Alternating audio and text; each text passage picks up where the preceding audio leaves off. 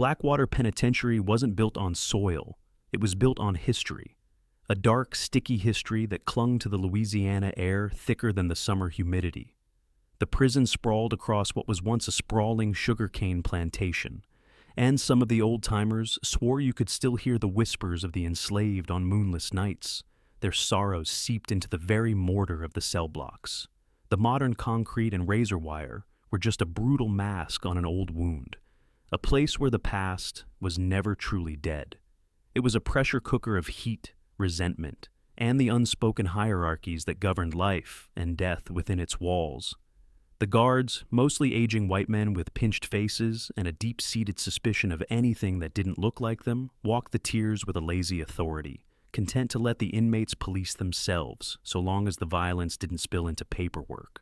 Inside this concrete ghost house lived Jeremiah Prophet Jones. He wasn't like the others. At 32, he carried himself with a quiet dignity that seemed out of place amidst the clang of steel doors and the constant low roar of desperate men. He had been a promising doctoral student in sociology. His dissertation focused on systemic inequality, an irony so thick he could taste it every morning with his bland oatmeal. A single catastrophic mistake, driving a friend's car without knowing what was in the trunk, had landed him a 10-year sentence for drug trafficking. He'd fought the charge, but a public defender who saw a young, educated black man and smelled an easy plea bargain had sealed his fate. Now his sharp intellect, once destined for academia, was repurposed for survival. He read men's intentions in the shift of their eyes and the cadence of their speech. It was this ability that earned him his name. He didn't just see what was, he saw what was coming. The undisputed ruler of Blackwater's Shadow Kingdom was Malachi Rain Cross. Rain was a lifer, in for a double homicide he never spoke of, but wore like a mantle of dark royalty. He was a mountain of a man, his head shaved clean, his presence so immense it seemed to suck the air out of a room. But his power didn't just come from his size, it came from his mind. He ran the prison's contraband network with the efficiency of a Fortune 500 CEO, his word carrying more weight than any warden's decree. He was calm, calculating, and moved with a terrifying grace. To cross Rain was to sign your own death warrant, a contract that would be fulfilled quietly and efficiently in a forgotten corner of the laundry room or a crowded shower block where no one saw a thing. The bond between Prophet and Rain was forged in fire and blood. It was Jeremiah's third month inside, still green and learning the deadly rhythm of the yard. A simmering racial tension, stoked by a white supremacist gang known as the Aryan Legion, finally boiled over. It started with a slur in the chow line, a tray thrown, and then the yard erupted into a maelstrom of chaos. Jeremiah, using his mind rather than his fists, had tried to stay on the periphery, navigating the storm. But then he saw it. 3 members of the Legion had cornered Rain, armed with shivs fashioned from sharpened toothbrushes. It was a blatant power play, an attempt to decapitate the prison's black leadership. Rain was holding his own, a force of nature, but the numbers were against him. Something in Jeremiah snapped. It wasn't a conscious decision, it was instinct. He grabbed a loose metal pipe from a nearby construction pile and charged into the fray. He wasn't a fighter, but desperation gave him strength. He swung the pipe with a sociologist's understanding of leverage, breaking an arm, cracking a rib, creating just enough of an opening for Rain to regain control. The fight was over in seconds after that. Rain moved with brutal finality, and the Legion members were left broken and bleeding on the dusty ground as the guards finally swarmed in. Later that night, after the lockdown, a guard unlocked Jeremiah's cell door. Rain stood there, his shadow filling the doorway. He didn't have a scratch on him. Jeremiah, however, had a deep gash on his forearm, crudely stitched in the infirmary. Rain said nothing for a long moment, his eyes scanning Jeremiah from head to toe. Jeremiah's heart hammered against his ribs. He had intervened in the affairs of a king, an act that could be seen as either a great service or a grave insult. "You're a smart man, Prophet," Rain finally said, his voice a low rumble. Smart men usually know to stay out of fights that ain't theirs. "They were going to kill you," Jeremiah said simply, his voice steady. Rain nodded slowly. "They were. And you, a man who reads books and talks like a professor, jumped in front of shivs for me. Why?" Jeremiah met his gaze. "Because in here, all we have is each other. When they come for the king, They're coming for all of us next." A slow smile spread across Rain's face, a rare and unsettling sight. It was a smile of genuine respect. He stepped into the cell and clasped a heavy hand on Jeremiah's shoulder, the grip firm and possessive. "From this day on, you're my blood. You walk under my protection. No one touches you. No one even looks at you wrong. You're my brother, Prophet." In the brutal, unforgiving world of Blackwater, Jeremiah Jones had just been saved by the devil himself. He had gained a powerful ally, a brother in arms. But what he didn't know was that in saving the king's life, he had inadvertently stepped onto a chessboard where the queen was the most dangerous piece of all. Lena Holloway carried the weight of her authority like a shield. As the first black female warden of Blackwater Penitentiary, she was a walking contradiction in a system built by and for white men. Every day was a battle fought on two fronts, against the hardened criminals who saw her as a target, and against the condescending old guard deputies who saw her as a diversity hire, waiting for her to fail. She was 41, with a sharp, intelligent face, and a posture so perfect it seemed carved from stone. She had to be twice as smart, twice as tough, and work 3 times as hard just to be considered half as good. Her ambition was a fire that had burned away any semblance of a personal life, leaving behind a profound and gnawing loneliness. Her office, with its sterile metal desk and barred window overlooking the bleak expanse of the prison yard, was both her kingdom and her cage. She maintained control with a calculated blend of rigid discipline and unexpected humanity, knowing exactly when to tighten the screws and when to offer a sliver of grace. This balancing act had earned her a grudging respect from the inmates and kept the volatile population from boiling over. But the pressure was immense. The mask of the iron-willed warden rarely came off, even when she was alone in her quiet, empty apartment miles away from the prison walls. There, the silence was often louder than the cacophony of the cell blocks. Her path first crossed with Jeremiah Jones not in the yard or during an inspection, but in the dusty, forgotten archives in the prison's basement. He'd been assigned to a small project, organizing decades of inmate records, a task deemed tedious and unimportant, perfect for an inmate who needed to be kept busy and out of the way. Lena had come down to find a file, expecting to see a sullen inmate shuffling papers. Instead, she found Jeremiah engrossed in a century-old ledger, his focus absolute. "Find something interesting, Jones?" she asked, her voice echoing in the stillness. He looked up, and for the first time, she saw him not as inmate 73-2, but as the man he was. His eyes were clear and intelligent, holding none of the usual fear or defiance she was used to. "Just tracing the patterns, Warden," he'd replied, his voice smooth and educated. "The crimes change, the sentences change, but the names, the demographics, they stay remarkably consistent. This place has been processing the same kind of men for 100 years. It was the beginning of a conversation that shouldn't have happened, a spark of intellectual curiosity, a meeting of two sharp minds in a place designed to dull them. She found herself making excuses to go down to the archives, ostensibly to check on his progress. Their talk started with sociology and history, but soon drifted into more personal territory. He spoke of his dreams, of the life that was stolen from him. He listened to her, truly listened, seeing past the uniform to the weary woman beneath. In his presence, Lena felt the heavy shield of her authority begin to lower, inch by inch. He wasn't trying to manipulate her for favors or challenge her power. He was simply talking to her, woman to man. The first time he touched her, it was an accident. He was reaching for a box on a high shelf in a cramped supply closet where they had taken to meeting, away from any possible cameras or prying eyes. His hand brushed hers, and an electric current shot through her, so potent it made her gasp. The air in the tiny space grew thick, charged with the tension that had been building for weeks.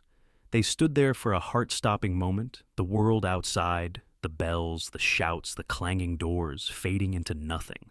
And then he leaned in and kissed her. It was a reckless, stupid, career-ending act, and it was the most alive she had felt in a decade. Their affair became a dangerous secret, a series of stolen moments in the hidden corners of the prison, the supply closet, the back of the boiler room, an empty guard tower during a shift change. Each rendezvous was a gamble, fueled by the adrenaline of the forbidden. With Jeremiah, Lena wasn't the warden. She was just Lena. He saw the exhaustion in her eyes, the loneliness she tried so hard to hide. He made her feel seen, desired, and, for the first time in a very long time, human. He was her escape, a secret garden in the middle of a concrete hell. She knew the risks. A relationship between a warden and an inmate was the ultimate taboo, a fireable offense at best, a criminal one at worst. But the loneliness had been a slow poison, and Jeremiah was the antidote she couldn't resist. She told herself she was in control, that this was a temporary lapse, a way to cope with the pressure. She compartmentalized, putting on her stone-faced mask the moment she left their secret meetings, treating him with professional distance in public. But Jeremiah was more than just a pawn in her lonely game. He was falling for her, drawn to the strength and vulnerability he saw warring within her. He believed their connection was real, something that could perhaps even survive the walls of Blackwater. He saw a future. Lena, however, saw only the present. A precarious and thrilling tightrope walk over a chasm of ruin. She was playing with fire, convinced she could keep from getting burned. She didn't realize that in Blackwater, a secret was a weapon, and one that she wasn't the only one holding. And her secret was far more complicated and far more deadly than Jeremiah could ever imagine. The Louisiana sun beat down on the yard, baking the dust and radiating off the concrete in shimmering waves. Jeremiah and Rain sat on a metal bench in their usual spot, a corner that offered a clear view of the yard's volatile ecosystem.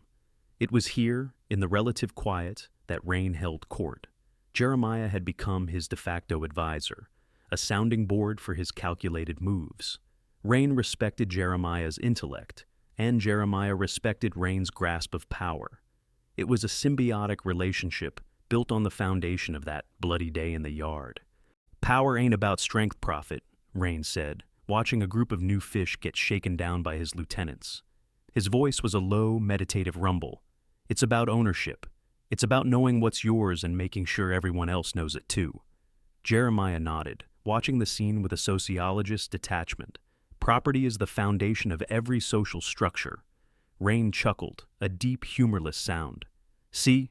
That's why I keep you around. You put pretty words on ugly truths." He leaned back, stretching his massive arms. "It ain't just about what you own in here. It's about who you own out there." He gestured vaguely towards the distant walls. "Women. They come and go. They say they'll wait. They write letters. Most of them are liars." "You don't trust them?" Jeremiah asked. "I trust no one," Rain stated flatly. "But I do believe in branding my property. The special ones, anyway. The ones that are truly mine." He leaned in, his voice dropping to a conspiratorial whisper.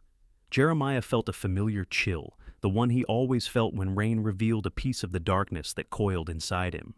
"You see, Prophet, when a woman proves she's loyal, when she proves she belongs to Rain, I give her a gift, a permanent reminder." "A gift?" "I have her marked," Rain said, a glint of possessive pride in his eyes. "A tattoo, a small crown, right here." He tapped a spot on his own lower abdomen. "With an R in the middle, my mark. It tells her, and anyone else who might get a look, who she belongs to. Forever. Even if I cut her loose, that mark stays. She's always my queen." Jeremiah felt a knot of unease tighten in his stomach. The casual way Rain spoke of branding women, as if they were livestock, was chilling. It was the raw, unfiltered idea of the patriarchy, stripped of all social niceties. "And they agree to this?" "Agree?" Rain laughed again, louder this time. "It's an honor, it's a crown. It means they're protected. It means they're chosen." He turned his gaze directly on Jeremiah, his eyes intense. "I've only crowned 3 women in my life, and they all know what it means. They know what happens to people who touch the king's property." He drew a slow, deliberate finger across his throat. The message was unmistakable. Miles away in the sterile quiet of her bathroom, Lena Holloway stepped out of the shower. Steam clouded the mirror, but she wiped a section clear, her eyes immediately drawn to the mark. It was just below her bikini line, a delicate, professionally done tattoo of a crown, no bigger than a quarter, with a stylized letter R nestled in its center. It was her secret shame, a permanent reminder of a mistake she could never erase. Her history with Malachi Rain Cross predated her time as warden. Years ago, when she was a junior correctional officer, ambitious and naive, Rain had been a charismatic, powerful inmate who commanded respect. He had noticed her, seen the fire and the loneliness in her, and had cultivated a dangerous relationship with her. It was a thrill, a dance with the ultimate taboo. He made her feel powerful, desired. He was the king, and he had chosen her. The tattoo had been his idea, a pledge of loyalty after months of their secret affair. She'd been younger then, swept up in his orbit, and had agreed. But the thrill had quickly curdled into fear. His affection was a cage, his love a form of ownership. She had ended it, using a promotion and transfer as an excuse to escape his grasp. She thought she had left him behind. But then, years later, a twist of fate, or a cruel joke by the corrections department, had brought her back to Blackwater, this time as his warden. Their first meeting in her new role had been electric with unspoken history. He stood before her desk, an inmate before his warden, but his eyes held a different message. They said, "You can wear the uniform, you can sit in that chair, but I still own you. That mark on your skin proves it." She had maintained a strict professional boundary ever since, never giving him an inch, treating him like any other inmate. She told herself the past was the past. She had her affair with Jeremiah now, a connection that felt real and tender, the opposite of the suffocating possession she'd known with Rain. She had convinced herself that the tattoo was just a meaningless scrawl of ink, a ghost of a past life. But as she stood there, water dripping onto the bath mat, tracing the outline of the crown with her finger, she knew she was lying to herself. It wasn't a ghost. It was a chain, and the man holding the other end was just a few hundred yards away, sitting in the sun, explaining the deadly rules of his kingdom to the very man she was falling in love with. The walls of her carefully constructed world were about to come crashing down. The air in the small staff lounge was thick with the scent of a stale coffee and industrial cleaner, but for Jeremiah and Lena, it was a sanctuary. It was Tuesday night, a notoriously understaffed shift, and Lena had orchestrated this moment with the precision of a military strategist. She'd sent one guard on a pointless errand to the West Wing and called the other to her office for a debriefing, creating a 1-hour window of impossible privacy. For the first time, they weren't rushing in a dark, cramped closet, listening for every footstep. They had a locked door, a worn-out couch, and the soft, golden glow of a single desk lamp. "An entire hour," Lena whispered, her voice a mix of relief and nervous excitement as she turned the lock. The click echoed like a gunshot in the quiet room. She turned to him, and the weary, authoritative mask of Warden Holloway melted away, revealing the soft, vulnerable lines of Lena's face. She slowly unbuttoned her uniform shirt, the crisp fabric parting to reveal the simple cotton shirt she wore underneath. The slowness was a luxury they'd never had. Their encounters were usually frantic, a collision of bodies driven by urgency and fear. But tonight, they had time. Time to talk, to trace the lines of each other's faces, to explore with a tenderness that their desperate fumbling had never allowed. The lamplight was forgiving, casting long shadows that made the shabby room feel intimate, a world unto themselves. They made love not with the frantic energy of thieves stealing a moment, but with the deep, languid rhythm of lovers who believed they had all the time in the world. Afterward, they lay tangled together on the lumpy couch, Jeremiah's arm cradling her head. Her uniform was a crumpled heap on the floor, a symbol of the authority she had shed for him. He felt a profound sense of peace, a feeling so alien within these walls that it was almost disorienting. He ran his hand gently down her side, over the curve of her hip, and then along the flat plane of her lower stomach. His fingers, tracing idle patterns on her warm skin, brushed against something unfamiliar, a slightly raised texture, ink. Curious, he shifted slightly, allowing the lamplight to pool on her skin. And then he saw it. It was small, elegant, and horrifyingly familiar. A delicate crown, etched in black ink just below the line where her uniform trousers would sit, and nestled within the arches of the crown was a single stylized letter, an R. Jeremiah's mind went blank for a second. The image didn't compute. It was just a tattoo. But then, a memory slammed into him with the force of a physical blow. The sun-baked yard, the weight of Rain's voice, the possessive glint in his eyes. A small crown, right here, with an R in the middle. My mark. She's always my queen. The pieces of the puzzle clicked into place with sickening speed. Lena, Rain, the secret history, the warden and the prison king, the woman he was falling for, the woman who represented a fragile hope of a life beyond these walls, belonged to his brother, his protector, the most dangerous man in Blackwater. The sheer cosmic cruelty of it was so overwhelming, so absurd, that a sound escaped his lips before he could stop it. It wasn't a loud laugh, just a short, sharp burst of air, a bitter, hollow chuckle of utter disbelief and despair. The sound shattered the intimate silence. Lena, who had been drifting in a state of blissful relaxation, went rigid in his arms. She pushed herself up on one elbow, her brow furrowed with confusion. What? What's so funny? Jeremiah couldn't speak. The words were lodged in his throat, choked by a sudden wave of nausea. He just shook his head, trying to school his features into a mask of nonchalance. But his eyes betrayed him. He looked from her face down to the tattoo, and then back up again. The connection was made. Lena followed his gaze. When she saw where he was looking and the dawning, horrified recognition on his face, every drop of color drained from hers. The soft, loving woman from moments before vanished, replaced by the cold, panicked warden. She knew. He knew. Her two secret worlds had just collided. It's nothing, she stammered, scrambling off the couch and snatching at her clothes. Her movements were jerky, frantic. It's an old mistake. It doesn't mean anything. Of course, Jeremiah managed to say, his voice raspy. But the lie hung in the air between them, thick and suffocating.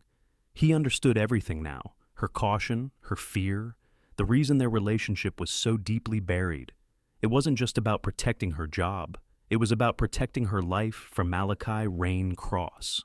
The rest of their stolen hour evaporated into a tense, unbearable silence. Lena dressed with frantic haste, fumbling with the buttons on her shirt. I think I heard something, she lied, her voice thin and brittle. A guard in the hall. We need to go. Now. Jeremiah didn't argue. He pulled on his own clothes, his mind reeling. He felt like a fool, a pawn in a game whose rules he never even knew existed. As he slipped out of the lounge and back into the sterile, fluorescent-lit hallway, he was no longer just an inmate in love. He was a man holding a secret that could get them both killed. He walked back to his cell, the echo of his own fatal laughter ringing in his ears, a sound that had just signed his death warrant. Panic was a cold, venomous thing, coiling in Lena Holloway's stomach. Back in the sterile safety of her office, the adrenaline from her encounter with Jeremiah had curdled into pure, unadulterated terror. The image of the recognition in his eyes was burned into her mind. He knew. He hadn't just seen a tattoo. He had seen the chain that linked her to Rain. And Rain's words, spoken to her years ago, echoed in her head with the chilling clarity of a death knell. No one touches my queen. Anyone who tries, I'll bury them myself. She paced the small office like a caged animal, her carefully constructed world crumbling around her. Jeremiah was Rain's trusted brother. Sooner or later, a sense of loyalty or a moment of anger would compel him to talk. And when he did, Rain's fury would be biblical. He wouldn't just expose her, getting her fired and disgraced. That would be a mercy. Rain's justice was far more personal. He had connections everywhere, guards on his payroll, ex-cons on the outside who owed him favors. He could arrange a car accident, a home invasion that looked like a robbery gone wrong. He could have her life dismantled piece by piece before finally extinguishing it. And Jeremiah, the man he once called brother, would suffer a fate even worse, a slow and agonizing death within these very walls. Her life, her career, everything she had clawed and fought for, was balanced on the edge of a knife, and Jeremiah Jones held the handle. Her mind, sharpened by years of strategic thinking and crisis management, began to race, searching for a way out. There was no escape. She couldn't reason with Rain. She couldn't trust Jeremiah to keep silent forever. A desperate, cold logic began to take root in the fertile ground of her fear. The problem wasn't the secret itself. The problem was the person who knew it. If Jeremiah disappeared, the secret disappeared with him. The thought was monstrous, an alien presence in her mind, but it refused to leave. It grew stronger, more insistent with every panicked heartbeat. It was him or her, survival. It was the first and most brutal rule of Blackwater, a rule she had enforced on others for years. Now, It applied to her. Her gaze fell on the heavy fireproof filing cabinet in the corner of her office. It contained the medical and psychological profiles of every high-risk inmate. Her hands trembling, she pulled out the key and opened the drawer labeled HL. She found his file, Jones, Jeremiah. She flipped through the pages, her eyes scanning for the entry she remembered from his intake processing. And there it was, flagged with a bright red sticker. Severe allergy advisory. Allergic to a specific class of synthetic opioids, a powerful painkiller sometimes used as a sedative in prison infirmaries. The reaction was listed as potentially fatal anaphylaxis, respiratory failure. A plan, horrific in its simplicity, began to form.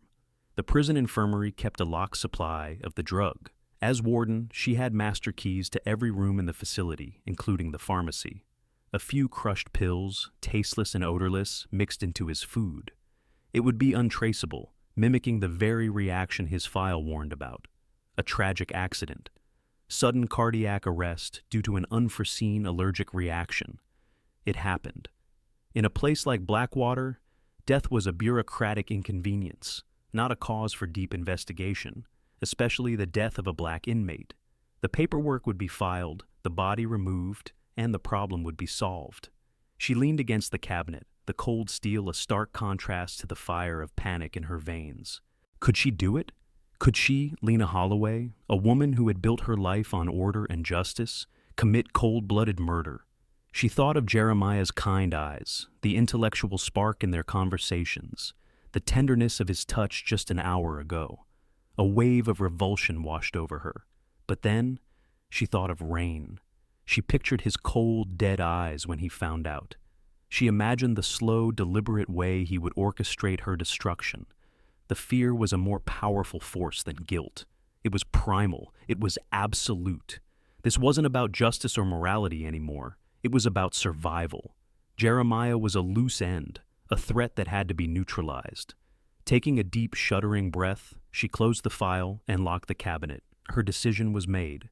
The panic receded, replaced by an icy, terrifying calm. She knew the kitchen schedules by heart. Jeremiah's cell block was served dinner at 7:00 p.m. She would be making her rounds then. A brief, unobserved moment with his dinner tray was all she would need. She glanced at her reflection in the dark glass of the window. The woman looking back was a stranger, her face a pale, determined mask. The warden. The queen. And now, the executioner. Tomorrow night, Jeremiah Jones would eat his last meal, and Lena Holloway would commit an unforgivable act to save herself from a monster, becoming one in the process. The 6 a.m. shift change at Blackwater was a ritual of practiced indifference. The night crew, bleary-eyed and smelling of stale coffee, handed over keys and logbooks to the day crew, their faces etched with the familiar boredom of institutional life. Deputy Miller, a man whose gut hung over his belt like a sack of discontent, began the morning count on C block, his footsteps echoing in the pre-dawn quiet. He peered through the small slot in each cell door, counting sleeping forms. Just 73400 present. Yes, 73401 present.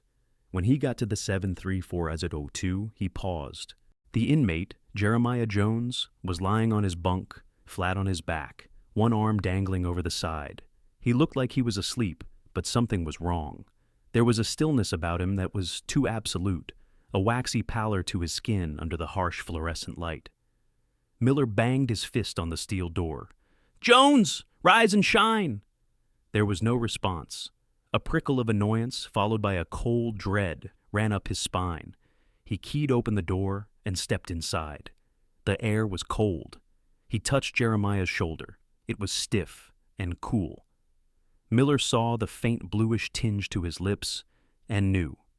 He backed out of the cell, reaching for his radio, his voice suddenly stripped of its usual gruffness. "Man down, C block, cell 12. Need a medical team now."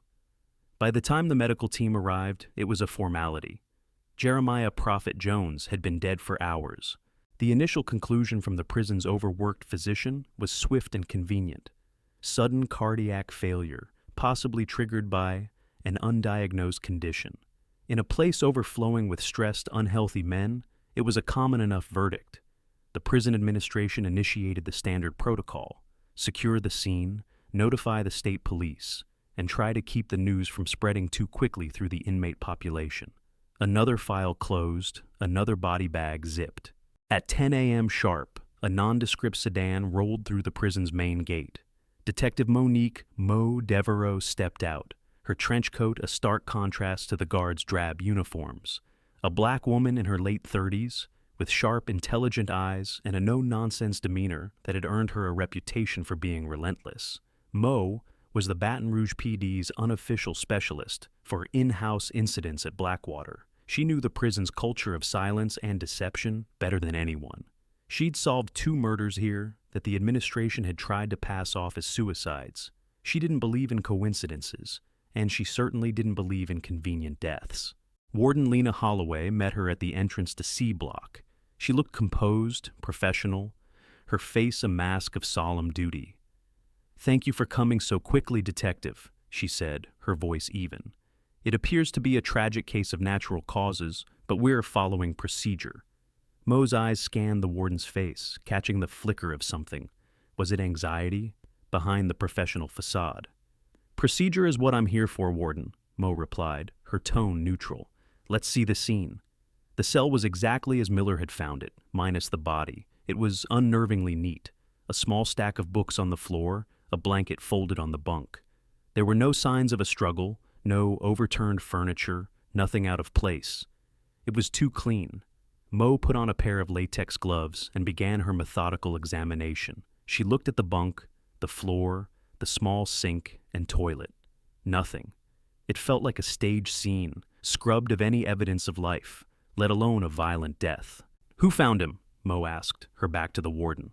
"Deputy Miller, during the 6 a.m. count. The cell was locked all night, as per standard lockdown protocol at 9 p.m. Lena's voice was steady, rehearsed. Mo knelt, peering under the bunk. Dust bunnies and a forgotten sock. She checked Jeremiah's few personal effects, letters, a legal pad with notes.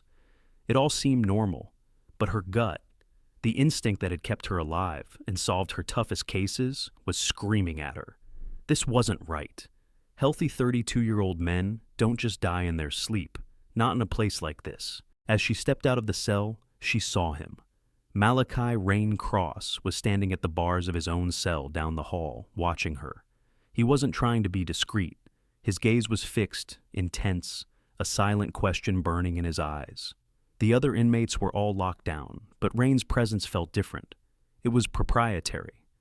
One of the guards, a young rookie, leaned in and whispered to Mo, "That's Rain. He and Jones were tight, like brothers." Mo nodded, making a mental note. She watched as Rain's eyes followed the gurney carrying Jeremiah's body bag as it was wheeled down the corridor. His face was an unreadable mask of stone, but his hands gripping the bars were white-knuckled. He was a king who had just lost his most trusted advisor, and Mo could feel the seismic shift in the prison's power dynamic from halfway down the hall. This wasn't just another dead inmate. This was a move on the chessboard, and Mo Devereaux was determined to find out who had made it. Her investigation had just begun, and her first person of interest wasn't a suspect, but a grieving monarch with a kingdom to protect. Days turned into a week, and Detective Mo Devereaux's investigation felt like punching fog. She was trapped in the institutional labyrinth of Blackwater, where every question was met with a shrug, a mumbled, "I don't know," or a wall of bureaucratic red tape. The official autopsy report came back, listing the cause of death as acute anaphylactic shock, with a note on sudden cardiac arrest. It was a neat clinical explanation that satisfied the administration, but only deepened Mo's suspicion. Anaphylaxis required a trigger. Where was the allergen? She interviewed Jeremiah's cell block neighbors. They all told the same story. Prophet was fine, ate his dinner, read his book, lights out. No complaints, no visitors, nothing unusual. The guards on the night shift were even less helpful. Their logs were immaculate, their statements rehearsed. They saw nothing, heard nothing. The warden, Lena Holloway, was the picture of cooperative authority, providing any file Mo requested, but her demeanor remained flawlessly professional, an unbreachable fortress. Mo felt like she was being expertly managed, guided toward the conclusion the prison wanted, a tragic but unremarkable accident, The racial undertones were palpable. To the predominantly white staff, Jeremiah Jones was just another number, another black inmate whose file was now closed.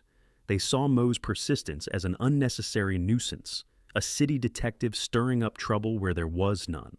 "These things happen, detective," one of the older deputies had told her, a dismissive wave of his hand. "Their bodies are just under a lot of stress." The casual racism was as thick and suffocating as the Louisiana air. Frustrated, Moe sat in her car outside the prison gates, the case file mocking her from the passenger seat. The scene was too clean, the story too simple. Killers, especially panicked ones, always leave something behind: a hair, a fiber, a fingerprint, something. But the cell had been pristine. It was this very cleanliness that bothered her. It felt sanitized. An idea, born of desperation, began to form in her mind. It was unorthodox, a long shot that would require her to pull some strings and call in a favor. If the killer left no visible trace, maybe they had left a scent. The next morning, Moe returned to Blackwater, but this time she wasn't alone. With her was a Belgian Malinois from the K9 unit, a sleek, intelligent dog with fur the color of burnt caramel. His name was Rogue. Rogue wasn't a drug or bomb dog. He was a specialist, trained in cadaver recovery, and, more uniquely, human scent detection. He could isolate a specific person's scent on an object and track it, even days later. The prison staff eyed the dog with a mixture of curiosity and annoyance. A K9 unit for a case of natural causes was overkill, a waste of resources. Warden Holloway met them at the block entrance, her composure unwavering, but Moe thought she saw a flicker of apprehension in her eyes as she looked at the dog. "Is this really necessary, detective?" Lena asked, her voice tight. "A good detective uses every tool at her disposal, Warden," Moe replied, her gaze locked on Lena's. "I just want to be thorough." Inside Jeremiah's still-sealed cell, Rogue went to work. He moved with a quiet, intense focus, his nose twitching, sampling the air, the floor, the mattress. He ignored the obvious areas, circling the room with a purpose that seemed almost alien. Moe and his handler stood silently by the door, letting him work. After a few minutes of fruitless searching, Rogue suddenly froze. He had stopped near the metal bunk, his nose pressed against the dusty, grimy space underneath. He let out a low whine and pawed at a spot near the back wall, then looked back at his handler, expectant. Moe's heart began to beat faster. She got on her hands and knees with a high-powered flashlight, her head level with the dusty floor. At first, she saw nothing but grime. But then, glinting in the beam of her light, she saw it. It was minuscule, a tiny translucent scrap of material caught on a rough metal burr on the underside of the bed frame. It was a torn piece of a latex glove, no bigger than a fingernail clipping, almost invisible to the naked eye. Carefully using a pair of tweezers from her evidence kit, she retrieved it. It was nothing, and yet it was everything. Why would a piece of a latex glove be under Jeremiah's bunk in a locked cell? Inmates didn't have access to them. The medical staff who pronounced him dead hadn't gone near that area. As she placed the fragment in an evidence bag, Rogue nudged her hand, whining again. His handler nodded. "He's still picking up a scent on it. Faint, but it's there." Moe brought the bag closer. She couldn't smell much over the musty scent of the cell, but there was a trace of something. The sharp, sterile smell of antiseptic soap, the kind used in the infirmary. And underneath that, something else, incredibly faint but distinct. It was the subtle, clean scent of a floral perfume. A woman's perfume. Moe stood up, a slow, triumphant smile spreading across her face. The clean scene suddenly had a stain. The killer had been careful, had worn gloves to leave no prints, but in their haste, they had made a mistake. They had left behind a ghost, a scent. And now, Detective Monique Devereaux and a dog named Rogue had a trail to follow. The tiny piece of latex was a key, and Moe Devereaux was about to use it to unlock every door Blackwater had tried to keep closed. Back at her precinct, the evidence bag sat on her desk like a holy relic. The scent of antiseptic pointed her toward the infirmary and the staff who had access to it, but the faint trace of perfume was the real clue. It suggested a female presence in that cell, someone who shouldn't have been there. It narrowed the field considerably, but scent wasn't enough for a warrant. She needed more. She needed to connect the ghost in the cell to a person of flesh and blood. So she turned to the prison's digital ghosts, the vast, soulless network of electronic data that tracked every movement within the walls. She filed a subpoena for 3 months of Blackwater's electronic records, keycard access logs, staff schedules, CCTV footage, and inmate movement logs. The data dump was massive, a digital haystack, but Mo was looking for one very specific needle. For 2 days, she barely slept. Her office became a cave illuminated by the glow of her monitor, the walls covered in timelines and charts. She drank stale coffee and lived on vending machine snacks, her focus absolute. She started by cross-referencing the schedules of all female staff members with access to the infirmary's pharmacy against Jeremiah Jones's location logs. Slowly, a pattern began to emerge from the noise, a disturbing, recurring coincidence. The name that kept appearing was Warden Lena Holloway. The logs showed Lena using her master key card to access isolated, camera-blind areas of the prison. Storage basements, old maintenance tunnels, the disused laundry room at odd hours. On their own, the entries weren't suspicious. As warden, she had the right to inspect any part of her facility. But when Mo overlaid these logs with Jeremiah's activity reports, the coincidences became a clear pattern. During the exact times Lena was in these secluded spots, Jeremiah's logs showed him assigned to tasks nearby: library restocking, janitorial duties, placing him in the same general area, away from the general population. It was a digital map of their secret affair. Mo felt a jolt of understanding. This wasn't just about a prison official and an inmate. This was a relationship. A motive began to take shape in her mind, murky but compelling. The final piece of the digital puzzle came from the night of the murder. Mo scrutinized the keycard logs for the hours leading up to the 9 p.m. lockdown.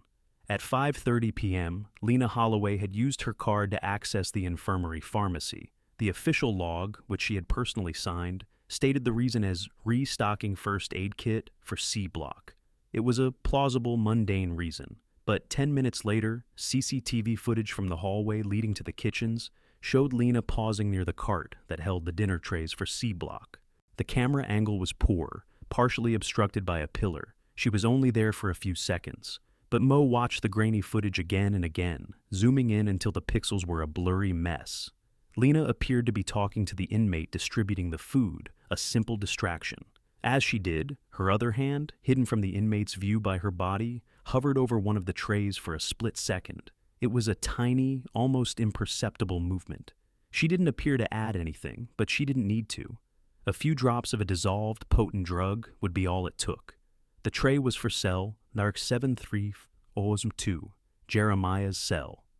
Just as Mo was connecting the final dot, an email pinged in her inbox. It was the full toxicology report from the forensics lab. They had finished the expanded panel she had requested. Jeremiah's blood contained a massive, lethal dose of a specific synthetic opioid. The report included a copy of his medical file, which she had subpoenaed earlier. On the first page, in bold red letters, was the allergy warning for that exact class of drug. Mo leaned back in her chair, the pieces crashing into place with the force of a revelation. Lena Holloway was having an affair with Jeremiah Jones. She went to the pharmacy and obtained a drug she knew he was fatally allergic to. She then created a distraction and administered the drug into his food. It was premeditated, it was cold, it was murder. She now had the how and the who. But the most crucial question remained unanswered. Why? Why would a woman in her position, a warden who had clawed her way to the top, risk everything to kill her secret lover? The answer, Mo suspected, wasn't in the digital files. It was locked behind bars, sitting in a cell on C block, waiting. The answer lay with the king. The interrogation room felt colder and smaller than usual when Malachi Rain Cross was led inside. His presence warped the dimensions of the space, his silence more intimidating than any threat. He sat opposite Mo, his massive form filling the chair, his hands cuffed in front of him on the metal table. He looked at her not as a prisoner looks at a detective, but as a monarch looks at a foreign envoy.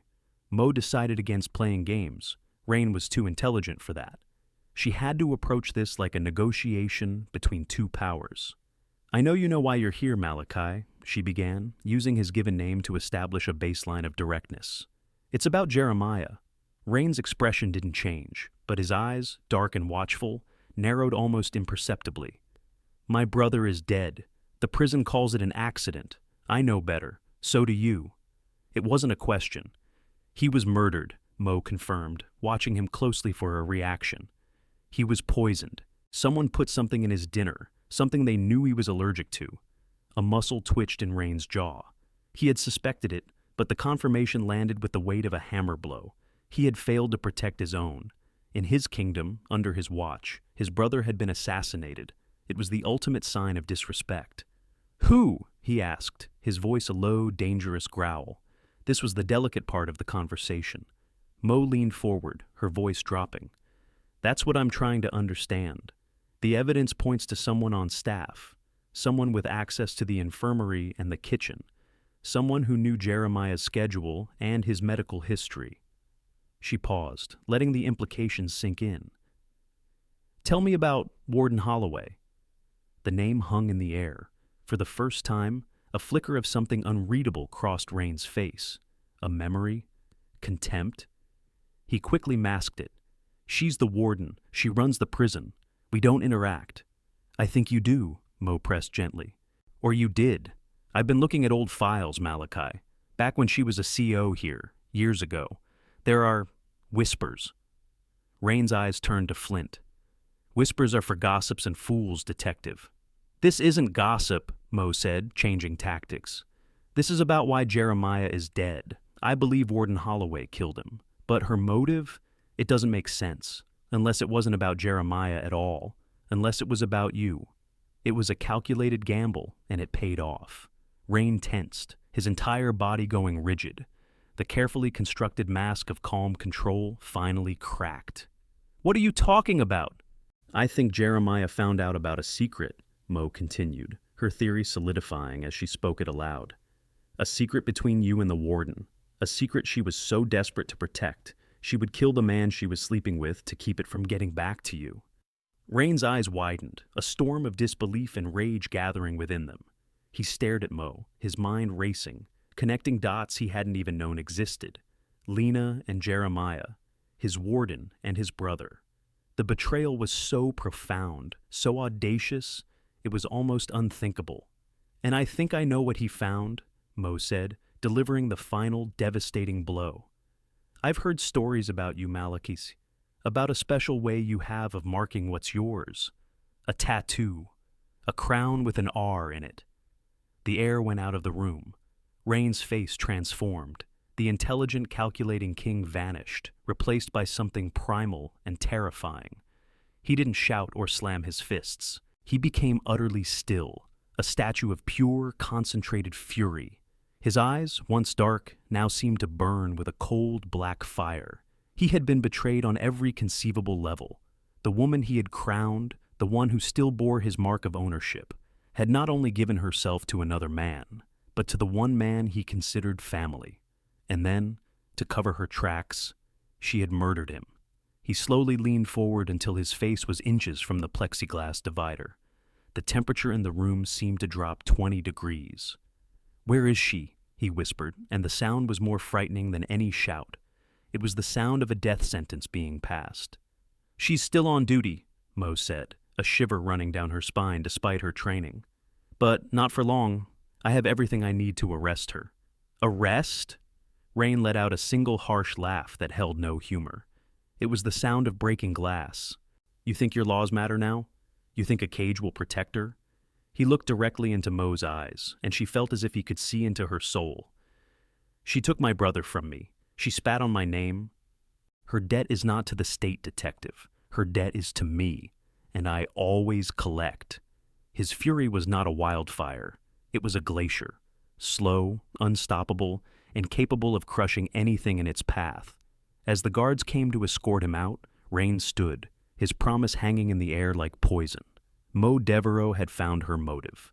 But in doing so, she had also just lit the fuse on a bomb, and she knew that Lena Holloway's arrest would not be the end of this story. It would only be the beginning of the king's revenge. The arrest of Warden Lena Holloway sent shockwaves through Blackwater.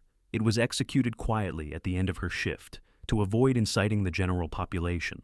She was escorted from her office by 2 state troopers, her face pale, but her expression defiant. She didn't say a word, her years of practiced authority serving as a final, brittle shield. But when she was placed in the interrogation room at the precinct, the same room where Rain had sat just hours before, the shield began to crack. Mo Devereaux entered and sat opposite her, placing a thin file on the table between them. She didn't open it. She didn't need to. The weight of the evidence was in her gaze. Lena Holloway, you are being charged with the first-degree murder of inmate Jeremiah Jones, Mo began, her voice formal and devoid of emotion. We have everything. We have the digital trail showing your secret meetings. We have the keycard log from the pharmacy. We have the toxicology report confirming the specific drug you took. We have the surveillance footage of you at the dinner cart. And, she paused, letting the word hang in the air, we have the motive. Lena stared at the polished surface of the table, her jaw tight. She remained silent, a statue of denial. It was the tattoo, wasn't it? Mo continued softly. The one Malachi Cross gave you. The king's crown. Jeremiah saw it. That last night, he saw it, and he understood. He knew you belonged to Rain. At the mention of Rain's name, Lena flinched. It was the first crack in her composure. A tremor ran through her hands, which were clasped tightly in her lap. We know about your history with Rain, Mo said, and we know about his possessiveness. You were terrified he would find out you were with Jeremiah. You knew what he would do to you both, so you killed the man you loved to save yourself from the man who owned you. Lena looked up, her eyes swimming with a mixture of anger and despair. You don't know anything. I know what Malachi said when I told him, Mo replied, her voice dropping to a near whisper. This was the moment. This was the key. I told him everything, Lena. I told him you were with his brother. I told him why you killed him, to hide the secret of his mark on your body. Lena's face went ashen. The defiance drained away, replaced by a raw, visceral fear. You told him? She whispered, her voice cracking. You told him? He needed to know the truth. The truth? Lena let out a choked, desperate sound that was half laugh, half sob. You have no idea what you've done.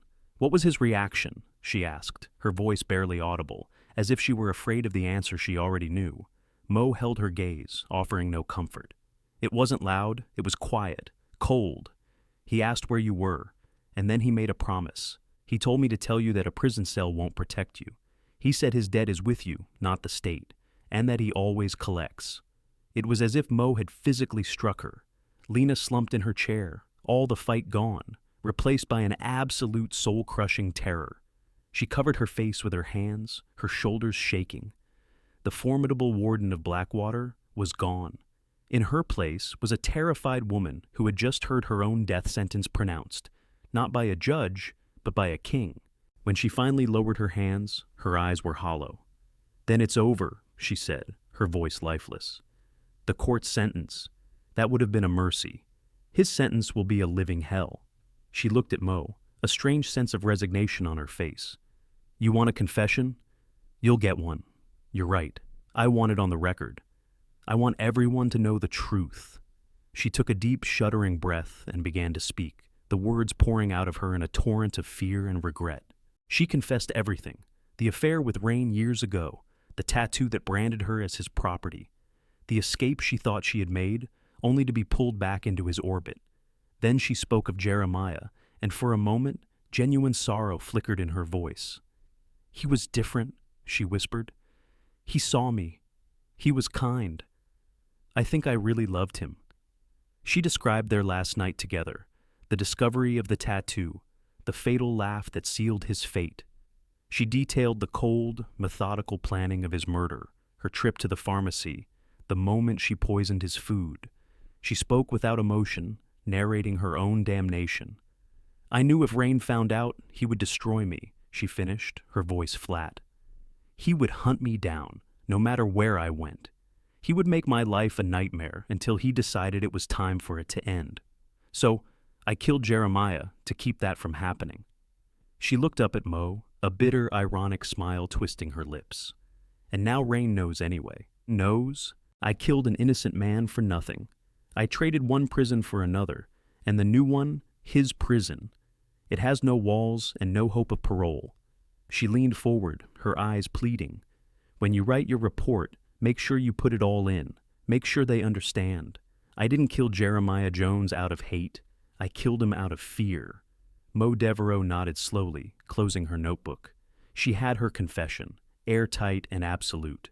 The case was officially closed. But as she looked at the broken woman before her, she knew Lana was right. This wasn't the end. It was merely the prelude to a different, more brutal kind of justice. The trial of Lena Holloway was a media sensation, a lurid tale of power, sex, and murder behind prison walls. The prosecution, armed with Mo's meticulous investigation and Lena's full confession, presented an unassailable case. Lena's defense attorney tried to frame her actions as a tragic response to years of psychological torment and fear at the hands of a powerful criminal, painting her as a victim. But the jury saw only the cold, calculated murder of Jeremiah Jones. The verdict was swift and decisive, guilty of first-degree murder. The judge sentenced her to life in prison without the possibility of parole. Justice, in the eyes of the state of Louisiana, had been served. Lena was transferred to the St. Gabriel Women's Correctional Facility, a maximum security prison 100 miles from Blackwater. The case was closed, the paperwork filed, and Detective Mo Devereaux was commended for her brilliant work in solving a complex and sensitive case. But for Mo, there was no sense of victory, no feeling of closure. She knew the law was only one form of justice, and often not the most powerful one. In the weeks and months that followed, Mo couldn't shake the case. She thought of Jeremiah Prophet Jones, a man of intellect and potential, whose life was extinguished because he stumbled into a secret war he didn't even know was being fought. His only crime was falling for the wrong woman at the wrong time, a woman who was caught between her ambition and her fear. She also thought of Lena, now stripped of her power and authority, just another inmate in a drab uniform. The court had given her life, but Malachi Rain Cross had sentenced her to death. Every day for Lena became a waking nightmare. She knew Rain's reach was long. Every new inmate who transferred in, every guard who seemed a little too friendly, every unexpected noise in the night was a potential agent of his revenge. She ate her meals with her back to a wall. She avoided crowds. She flinched at every shadow. She was living on borrowed time, and the interest was compounding daily. The fear she had killed to escape had now become her entire world. A prison within a prison. And then there was Rain. From his cell in Blackwater, his power had only grown. The story of what happened to the warden who betrayed him and killed his brother had become a legend, cementing his status as an untouchable, almost mythical figure. He never spoke of it, but he didn't have to. The cold fury in his eyes was a permanent fixture, a silent promise. He was playing a long game. He would let Lena suffer, let the terror eat away at her mind and soul. His revenge would not be a swift act of violence, but a slow, methodical dismantling of her sanity. He would wait until she was utterly broken, and only then would he collect his debt. One evening, months after the trial, Mo sat in her office looking at the case file one last time before sending it to archives. Her gaze fell on a photo of Jeremiah, his intake picture. He was looking at the camera not with defiance, but with a kind of weary intelligence, as if he understood the system he was entering all too well. The lesson, Mo reflected, was a brutal one. The case wasn't just about a love triangle gone wrong. It was about the insidious nature of ownership and the corrosive power of fear. Lena's ambition drove her to seek power, but her fear of a man like Rain made her a slave to it. Jeremiah sought a human connection, a glimmer of light in the darkness, and was consumed by it. Rain, in his quest for absolute control, had created the very conditions for his own betrayal and loss. She closed the file. Justice had been served according to the law, but the real tragedy was just beginning to unfold. In the dark ecosystem of the correctional system, some sentences are never handed down by a judge, and some debts can only be paid in blood. Malachi Rain's vengeance was as certain and inevitable as the Louisiana sunrise, and no prison walls, no court order could ever hope to stop it. The case was closed, but the story was far from over.